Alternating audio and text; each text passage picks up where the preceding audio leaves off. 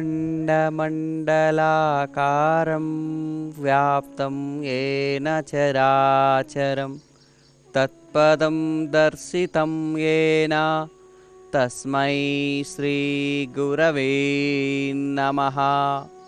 तस्मै श्रीगुरवे नमः। ಓಂ ಸರ್ವರಿಗೂ ಯೋಗಾಯೋಗಕ್ಕೆ ಸ್ವಾಗತ ಸುಸ್ವಾಗತ.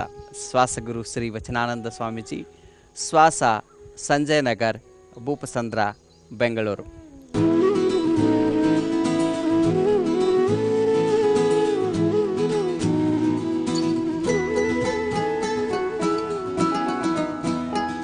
ಬಂಧುಗಳೇ, ಎಂದು ಅತ್ಯಂತ ಅದ್ಭುತವಾದ ಸ್ಥಾನದಲ್ಲಿ ನಿಂತ್ಕೊಂಡು ಇದನ್ನು ಯೋಗ ಮಾಡುವಂಥ ಒಂದು ಶಿವಯೋಗ. ಬಹುತೇಕ ಸಂದರ್ಭದಲ್ಲಿ ನಾವು ಸಣ್ಣ ಪುಟ್ಟ ಕಾಯಿಲೆಗಳಿಗೆ ಅತಿಯಾಗಿ ಹಚ್ಚಿಕೊಂಡು ಅದಕ್ಕೆ ಸಮಸ್ಯೆಗೆ ಸಮಾಧಾನವನ್ನು ಕಂಡುಕೊಳ್ಳದೇ ಬಳಲ್ತಾ ಇರ್ತವೆ. ಅನೇಕರಿಗೆ ಇಂದು ಸರ್ವೈಕಲ್ ಸ್ಪಾಂಡಿಲೈಸಿಸ್, ಕತ್ತು ನೋವಿನ ನೋವು ವಿಪರೀತವಾಗಿ ಕಾಡ್ತಾ ಇದೆ. ಇವತ್ತು ಅನೇಕರಿಗೆ ಪ್ರವಾಸ ಮಾಡಬೇಕಾದ್ರೆ ಈ ಕತ್ತಿಗೆ ಬೆಲ್ಟ್ ಹಾಕ್ಕೊಂಡು ಪ್ರವಾಸ ಮಾಡ್ತಾ ಇರ್ತಾರೆ. ನಾವು ಇಲ್ಲಿವರೆಗೆ ಬರೀ ನಾಯಿಗೆ ಬೆಲ್ಟ್, ಕತ್ತಿಗೆ ಬೆಲ್ಟನ್ನು, ಪ್ರಾಣಿಗಳಿಗೆ, ದನ ಕರುಗಳಿಗೆ ಬೆಲ್ಟನ್ನು ಹಾಕಿದ್ದನ್ನು ನಾವು ನೋಡಿದ್ದೇವೆ. ಇಂದು ಮನುಷ್ಯರು ಕೂಡ ಕತ್ತಿಗೂ ಬೆಲ್ಟನ್ನು ಹಾಕ್ತಾ ಇರೋದು ನೋಡ್ತಾ ಇದ್ದಾವೆ. ವೈದ್ಯಕೀಯ ವಿಜ್ಞಾನ ಕಂಡುಹಿಡಿದಿರುವಂಥ ಔಷಧಿ, ಮಾತ್ರೆಗಳು, ಸಿರಂಜಿಗಳು ರೋಗವನ್ನು ನಿಯಂತ್ರಣ ಮಾಡ್ತಾ ವಿನ ನಿರ್ಮೂಲನೆ ಮಾಡೋದಿಲ್ಲ. ಅದರಲ್ಲಿ ಪ್ರಕೃತಿಯಲ್ಲಿ ಬದುಕ್ತಿರುವಂಥ ಪ್ರಾಣಿಗಳು, ಪಕ್ಷಿಗಳನ್ನು ನೀವು ಕಡೆ ಒಂದಿಷ್ಟು ಗಮನ ಕೊಟ್ಟು ನೋಡಿ. ಇವತ್ತಿಗೂ ಯಾವುದೇ ಒಂದು ಪ್ರಾಣಿಗೆ, ನಾಯಿಗೆ ಜಾಯಿಂಟ್ ಪ್ರಾಬ್ಲಮ್ ಬಂದದ್ದು ಅಥವಾ ಸರ್ವೈಕಲ್ ಸ್ಪಾಂಡಿಲೈಸಿಸ್ ಆಗಿ ಬಳಲ್ತಾ ಇರುವುದು, ಬ್ಯಾಕ್ ಪೇನ್ನಿಂದ ಬಳಲ್ತಾ ಇರೋದನ್ನು ನಾವು ನೋಡ್ಲಿಕ್ಕೆ ಸಿಗೋದಿಲ್ಲ. ಅಷ್ಟೇ ಇಲ್ಲ, ಯಾವುದೇ ಪ್ರಾಣಿಗೆ ಹೈ ಬಿ ಪಿ ಆಗಿ, ಹಾರ್ಟ್ ಅಟ್ಯಾಕ್ ಆಗಿ ಸತ್ತಂಥ ಉದಾಹರಣೆಗಳು ಇಲ್ಲ.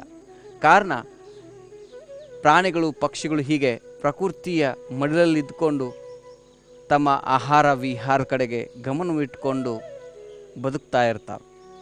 ಮನುಷ್ಯನಿಗೆ ಜ್ಞಾನಜೀವಿ, ಬುದ್ಧಿಜೀವಿ ಅಂತ ಕರೀತೇವೆ. ಎಲ್ಲ ಇದ್ದುಕೊಂಡು ಈ ರೀತಿ ಸಮಸ್ಯೆಯನ್ನು ತಂದುಕೊಳ್ಳುವಂಥ ಮಾನವನು ಯೋಗ ಮಾರ್ಗವನ್ನು ಅನುಸರಿಸಿದರೆ ಅವನ ಜೀವನದಲ್ಲಿ ಆತ ಯಶಸ್ವಿ ಆಗ್ತಾನೆ. ಇಂದು ಸರ್ವೈಕಲ್ ಸ್ಪಾಂಡಿಲೈಸಿಸ್, ಕತ್ತು ನೋವಿನ, ಇಲ್ಲಿ ನಮ್ಮ ಕುತ್ತಿಗೆ ಹಿಂಭಾಗದಲ್ಲಿ ಪ್ರಮುಖವಾಗಿ 7 ಡಿಸ್ಕ್ಗಳಿರ್ತಾವೆ. ಅದಕ್ಕೆ ನಾವು C1, C2, C3, C4, C5, C6, C7 ಅಂತ ಕರೀತಾರೆ. ಅನೇಕರಿಗೆ ಈ ಥೊರಾಸಿಕ್ ಅಂದರೆ ಬೆನ್ನಿನ ಹಿಂಭಾಗ ಏನಿದೆ, ಥೊರಾಸಿಕ್ ಅಂದರೆ ಬೆನ್ನು ಹುರಿಯಲ್ಲಿ 4 ಪ್ರಕಾರಗಳು. ಒಂದು ಸ್ಯಾಕ್ರಮ್, ಲಂಬರ್, ಥೊರಾಸಿಕ್ ಆ್ಯಂಡ್ ಸರ್ವೈಕಲ್ ಅಂತ. ವಿಶೇಷವಾಗಿ ಈ ಲಂಬರ್ ಒಂದು ಸೊಂಟ ನೋವು, ಇನ್ನೊಂದು ಕತ್ತು ನೋವು. ಈ ಕತ್ತು ನೋವಿಗೆ ಏನು ಮಾಡಬೇಕು ಅಂತಂದರೆ ಸರಳವಾಗಿರುವಂಥದ್ದು ಹೇಳ್ಕೊಡ್ತೇನೆ ಪರಿಹಾರ. ಉಸಿರನ್ನು ಬಿಡ್ತಾನೆ ನಿಧಾನವಾಗಿ ಕತ್ತನ್ನು ಎದೆ ಹತ್ತಿರ ತರಬೇಕು. ಉಸಿರು ತೆಗೆದುಕೊಳ್ತಾ ನಿಧಾನವಾಗಿ ಕತ್ತನ್ನು ಹೀಗೆ ಮೇಲೆ ತೆಗೆದುಕೊಂಡು ಹೋಗಬೇಕು. ಈ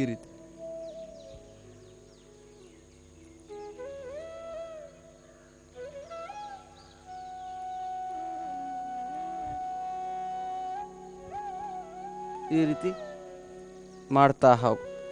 ಮುಂದೆ ಭಾಗದಾಗ ಕತ್ತಿನ ಹಿಂಭಾಗದಲ್ಲಿ ಆಗುವ ಸೆಳೆತವನ್ನು, ಹಿಗ್ಗುವಿಕೆಯನ್ನು ಗಮನಿಸ್ತಾ ಹೋಗಬೇಕು.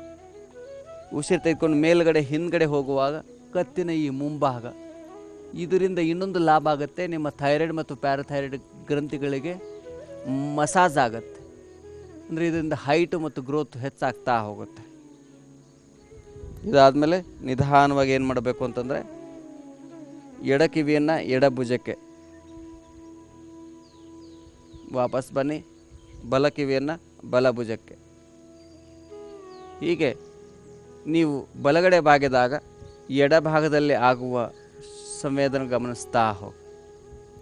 ಅದೇ ರೀತಿ ನೀವು ಎಡ ಭಾಗದಾಗ ಬದ್ದುವಾಗ ಬಲ ಭಾಗದಲ್ಲಿ ಆಗುವಂಥ ಸಂವೇದನೆಯನ್ನು ಗಮನಿಸ್ತಾ ಹೋಗಬೇಕು. ಅಪೋಸಿಟ್ ಸೈಡ್ ಉಚ್ಛ್ವಾಸ ನಿಶ್ವಾಸ ಮಾಡಬೇಕು. ಯಾವುದೇ ಒಂದು ಮೂಮೆಂಟನ್ನು ನೀವು ಮಾಡಿ, ಚಲನೆಯನ್ನು ಮಾಡಿ. ಇವತ್ತು ಕೈ ತೆಗೆದುಕೊಳ್ಳಿ, ಕೈ ಬಿಡಿ, ಈಗ ಬರುವ ಕೈಗಳ ಮೇಲೆ ತೆಗೆದುಕೊಳ್ಳುವಾಗ ಉಸಿರು ತೆಗೆದುಕೊಳ್ಬೇಕು, ಕೈಗಳ ಕೆಳಗೆ ತರುವಾಗ ಉಸಿರು ಬಿಡಬೇಕು. ಯಾವತ್ತು ಉಚ್ಛ್ವಾಸ ನಿಶ್ವಾಸ ಕಡೆಗೆ ನೀವು ಸಂಪೂರ್ಣವಾಗಿ ಗಮನ ಕೊಡಬೇಕು. ಎಲ್ಲಕ್ಕಿಂತ ಪ್ರಮುಖವಾಗಿರುವಂಥದ್ದು ಉಚ್ಛ್ವಾಸ ನಿಶ್ವಾಸ. ಅದರ ಜೊತೆಗೆ ತದನಂತರದಲ್ಲಿ ನೀವೇನು ಮಾಡಬೇಕು ಅಂತಂದರೆ ಈ ರೀತಿ ಟರ್ನ್ ಮಾಡ್ಕೋಬೇಕು, ಕತ್ತನ್ನು ಉಸಿರು ಬಿಡ್ತಾ ವಾಪಸ್ ಬರಬೇಕು ಮತ್ತು ಈ ಕಡೆಗೆ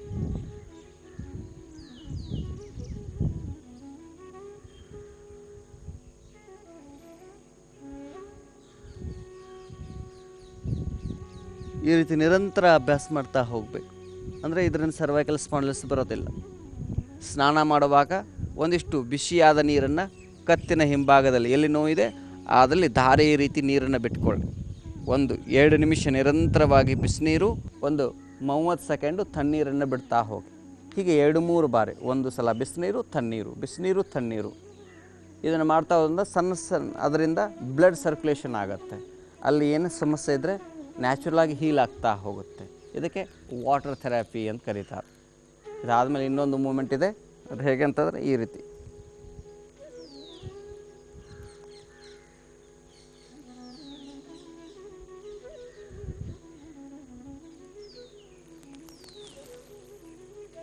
ಜೊತೆಗೆ ಸೂರ್ಯನ ಕಿರಣಗಳು ಹೀಗೆ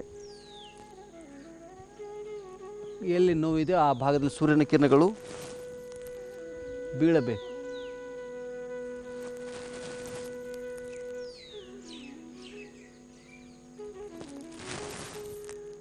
ಈ ಬೆಳಗಿನ ಸಂದರ್ಭದ ಸೂರ್ಯಕಿರಣಗಳು ಆರೋಗ್ಯದ ದೃಷ್ಟಿಯಿಂದ ಬಹಳ ಅದ್ಭುತ ಲಾಭ ನೀಡುತ್ತೆ. ಇದರಲ್ಲಿ ವಿಟಮಿನ್ ಡಿ ಇರುತ್ತೆ.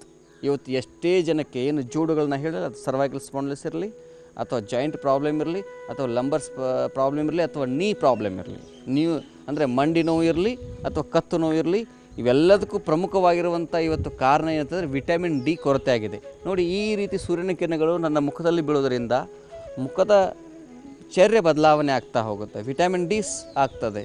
ಆಮೇಲೆ ಇನ್ನು ಕೆಲವರು ಬೆಳಗ್ಗೆ ಎದ್ದ ತಕ್ಷಣವೇ ಈ ಬಾಯಿ ಹಿಡ್ಕೋತದೆ, ಕೆಲವರಿಗೆ ಊಟ ಮಾಡಿದ್ರೆ ನೋವಾಗುತ್ತೆ, ಹಲ್ಲುಗಳು ಉದುರ್ತವೆ. ಇವೆಲ್ಲ ಕಾರಣ ಏನಂತಂದರೆ ವಿಟಮಿನ್ ಡಿ. ಬೆಳಗಿನ ಜಾವದಲ್ಲಿ ಎದ್ದುಕೊಂಡು ಸೂರ್ಯನ ಕಿರಣಗಳಿಗೆ ಸ್ಪರ್ಶ ನಿಮ್ಮ ಮುಖವನ್ನು ಕೊಡಿ 8ರಿಂದ 8:30 ಒಳಗಾಗಿ. ಇದು ಬಹಳ ದೇಹಕ್ಕೆ ಬಹಳ ಅದ್ಭುತ ಲಾಭವನ್ನು ಕೊಡ್ತದೆ. ವಿಟಮಿನ್ ಡಿ ಎಲ್ಲಕ್ಕಿಂತ ಶ್ರೇಷ್ಠವಾಗಿರುವಂಥದ್ದು. ಎಲ್ಲ ವಿಟಮಿನ್ಗಳನ್ನು ನೀವು ದುಡ್ಡಿನಿಂದ ತೆಗೆದುಕೊಳ್ಬೋದು, ಆದರೆ ವಿಟಮಿನ್ ಡಿಯನ್ನು ಮಾತ್ರ ದುಡ್ಡಿನಿಂದ ಖರೀದಕ್ಕೆ ಆಗೋದಿಲ್ಲ. ನಾವು ಬಹುತೇಕ ನಾವೇನು ತಿಳ್ಕೊತೀವಿ, ಹಣದಿಂದ ಎಲ್ಲವನ್ನು ಪಡ್ಕೋಬೋದು ಅಂತ. ಕೆಲವೊಂದು ಹಣದಿಂದ ಪಡ್ಕೊಳ್ಳೋಕ್ಕಾಗೋದಿಲ್ಲ. ಮಳೆಯ ನೀರನ್ನು ನೀವು ಹಣದಿಂದ ಪಡ್ಕೊಳ್ಳೋಕ್ಕಾಗತ್ತಾ? ಆಗೋದಿಲ್ಲ. ಭೂಮಿಯ ಫಲವತ್ತತೆಯಿಂದ ಹಣ ಕೊಟ್ಟರೆ ಬರ್ತದ? ಬರೋದಿಲ್ಲ. ಸೂರ್ಯನ ಕಿರಣವನ್ನು ಹಣ ಕೊಟ್ಟರೆ ಬರ್ತದ? ಬರೋದಿಲ್ಲ. ಇವು ನ್ಯಾಚುರಲ್ ರಿಸೋರ್ಸಸ್, ಇವುಗಳನ್ನು ಸರಿಯಾಗಿ ಸದ್ಬಳಕೆ ಮಾಡ್ಕೋಬೇಕು. ಅಂದರೆ ಮುಂದಿನ ಜಗತ್ತು ಬಹಳ ಸುಭದ್ರವಾಗಿರುತ್ತೆ. ನಿಮ್ಮ ಮಕ್ಕಳು, ಮರಿಮಕ್ಕಳು, ಇವೆಲ್ಲ ನೆಕ್ಸ್ಟ್ ಜನ್ರೇಷನ್, ನಮ್ಮ ಭಾರತ ಸುಂದರವಾಗಿರಬೇಕು ಅಂತಂದರೆ ಈ ನ್ಯಾಚುರಲ್ ರಿಸೋರ್ಸನ್ನು ಚೆನ್ನಾಗಿ ಬಳಸೋದನ್ನು ಕಲ್ತ್ಕೊಳ್ಳಿ. ನಿಮ್ಮ ಸುತ್ತಮುತ್ತಲಿರುವಂಥ ಪ್ರಕೃತಿಯನ್ನು ಸ್ವಚ್ಛವಾಗಿಟ್ಕೊಳ್ಳಿ. ನಾನು ಆವಾಗ ಹೇಳ್ತಾ ಇರ್ತಾನೆ, ನೀವು ಹುಟ್ಟುಹಬ್ಬವನ್ನು ಆಚರಣೆ ಹೇಗೆ ಮಾಡಬೇಕು ಅಂತಂದರೆ ಕೇಕ್ ಕಟ್ ಮಾಡೋದ್ರ ಮೂಲಕ, ದೀಪವನ್ನು ಆರಿಸೋದ್ರ ಮೂಲಕ. ಕೇಕ್ ಕಟ್ ಮಾಡೋದು ದೊಡ್ಡದ ವಿಷಯದಲ್ಲ, ಅದು ಎಲ್ಲರೂ ಮಾಡ್ತಾರೆ. ಲಕ್ಷಾಂತರ ಜನಗಳು ಅದೇ ಮಾಡ್ತಾ ಇರ್ತಾರೆ. ನೀವು 10 ಕೊಡೆ 11 ಪರ್ಶು ಕೊಡೆ ಗೋವಿಂದ ಆಗ್ಲಿಕ್ಕೆ ಹೋಗಬೇಡಿ. ನೀವೇನು ಮಾಡಬೇಕು ಅಂದರೆ ಈ ಭಾರತದ ಉಳಿವಿಗಾಗಿ, ಭಾರತಕ್ಕಾಗಿ ನೀವು ಬದುಕಬೇಕು ಅಂತಂದರೆ, ನೀವು 1000 ವರ್ಷಗಳು ಬದುಕಬೇಕು ಅಂತಂದರೆ ಒಂದು ಗಿಡವನ್ನು ನೆಡಿ. ನಿಮ್ಮ ಹುಟ್ಟುಹಬ್ಬದ ದಿನ ಒಂದು ಗಿಡ ನೆಡಿ. ನೆಕ್ಸ್ಟ್ ಇಯರ್ಗಳಲ್ಲಿ ಅದು ಬೆಳೆದಿರ್ತದೆ. ಅದು ಬೆಳೆಯೋದ್ರ ಜೊತೆಗೆ ನೀವು ಬೆಳಿತೀರ. ಆ ಗಿಡ ಎಷ್ಟು ವರ್ಷಗಳ ಕಾಲ ಬದುಕುತ್ತೋ ಅಷ್ಟು ವರ್ಷಗಳ ಕಾಲ ನೀವು ಬದುಕ್ತೀರ. ಮುಂದಿನ ಜನ ನಿಮ್ಮನ್ನು ನೆನೆಸ್ತಾರೆ. ಇವತ್ತು ಯಾರ್ದೋ ನೆಟ್ಟಿರುವಂಥ ಗಿಡದ ನೆಳಲ್ಲಿ ನಾವು ಬದುಕ್ತೇವೆ. ಯಾರೋ ನೆಟ್ಟಿರುವಂಥ ಗಿಡದ ಹಣ್ಣುಗಳನ್ನು, ಹೂಗಳನ್ನು ನಾವು ಸೇವಿಸ್ತೇವೆ, ಉಪಯೋಗಿಸ್ತೇವೆ. ಹಾಗೆಯೇ ಮುಂದಿನ ತಲೆಮಾರು ನಾವು ಕೂಡ ಬದುಕಬೇಕು ಅಂತಂದರೆ ನಾವು ಈ ರೀತಿ ಒಳ್ಳೆತ ಕೆಲಸ ಕಾರ್ಯಗಳನ್ನ ಮಾಡಬೇಕು. ಈ ಗಿಡಗಳನ್ನು ನೆಡೋದ್ರಿಂದ ನನಗೇನು ಲಾಭ ಅಂತಂದರೆ, ಇದರಿಂದ ಆಮ್ಲಜನಕ ಸಿಗುತ್ತದೆ, ಇದರಿಂದ ಆರೋಗ್ಯ ದೊರೀತದೆ. ಅದಕ್ಕೆ ಬನ್ನಿ ಮರ, ಆಲದ ಮರ, ಬೇವಿನ ಮರ, ಇವೆಲ್ಲವೂ ಅದ್ಭುತ. ತುಳಸಿ, ಇವುಗಳನ್ನ ನೆಡ್ತಾ ಹೋಗಿ.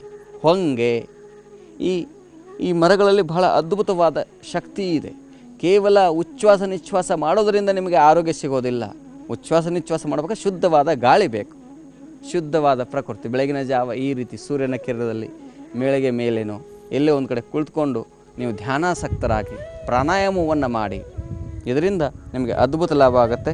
ಈ ರೀತಿ ಸೂರ್ಯನ ಕಿರಣಗಳು ನಿಮ್ಮ ಶರೀರಕ್ಕೆ ಬರಿತಾ ಹೋಗೋದ್ರಿಂದ ನಿಮ್ಮ ಮೆಲಾನಿನ್ ಏನು ಕರಿತೇವೆ, ನಮ್ಮ ಬಣ್ಣ, ಶರೀರದ ಬಣ್ಣವನ್ನು ಬದಲಾವಣೆ ಮಾಡೋದೇ ಮೆಲಾನಿನ್. ಈ ಮೆಲಾನಿನ್ ತುಂಬ ಚೆನ್ನಾಗಿ ಹೇರಳವಾಗಿ ಸಕ್ರಿಯವಾಗಿ ಕೆಲಸ ಮಾಡೋದರಿಂದ ನಿಮಗೆ ವಿಟಮಿನ್ ಡಿ ಸಿಗ್ತದೆ. ಆ ಮೂಲಕವಾಗಿ ನಾವು ಆರೋಗ್ಯವಂತರಾಗ್ಬೋದು ಅಂತ ಹೇಳ್ತಾ ಇದನ್ನು ಕಾರ್ಯಕ್ರಮ ಮುಗಿಸಿದ್ರೆ ಸರ್ವರಿಗೂ ಶಿವೋಹಂ.